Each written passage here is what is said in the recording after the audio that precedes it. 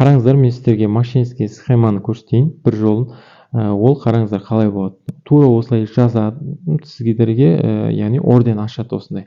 Яғни біреу оплата қабылдау үшін ашады. Бірақ бұл адам примерно уақыт өте келе тура осындай тағы бір 6000 теңгеге тура осылай ашады.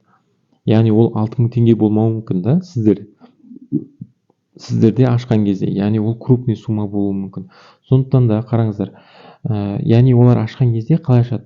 Бір адам, яғни бір аккаунт, бір количествода, бір ценада бірдей ашады. Екінші орденде тура осындай 6000 теңге деп тұрады. Сол кезде сіздер кіресіздер да жазасыздар, біреуін өшіріп таста деп біреуін өшіріп таста деп жазасыздар. Яғни сіздерге бұл адам 6000 теңгесін салып жібереді, өзінің 6000 теңгесі. Бір 6000 теңге салады, бірақ екеуінде оплачен. Біреуін оплачен деп бір басады, сіз оны подтверд деп басқаннан кейін екіншісін оплачен деп басады. Екіншісінде төле деп сізден сұрап тұрады да, ақша қайда, чек жібердің бе десең, ол жаңа бір чекті жіберіп тұрады. Яғни бір уақытта ашылған ғой, сол бір сумманы жіберіп тұрады. Сөйтіп USDT-ді сізден алып қою мүмкіндігі бар ол адамда. Сондықтан да сізді былайша айтқанда шатастырады да. Сондықтан да сіз екі орден ашты ма, оплата жіберді ма, сізден оплачен деп қойды ғой, сіз ол адамға USDT-ін бермей тұрыңыз. Біреуінікін де бермеңіз, ешқайсысыныкін бермеңіз. Сразу апелляцияға беріңіз.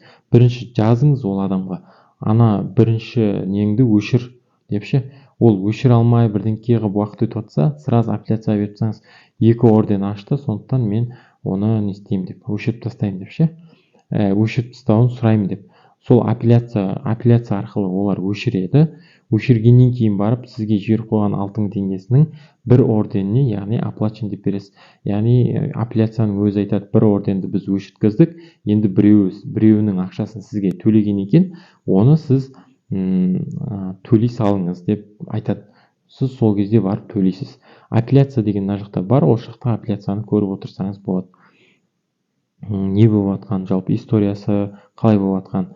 Жалпы бұл алдап кетудің бір жолы. Одан басқа треугольник бар, жалпы оны алдыңғы сабақтарда түсіндірдім, треугольник деген не. Жалпы осылай процесс жүреді.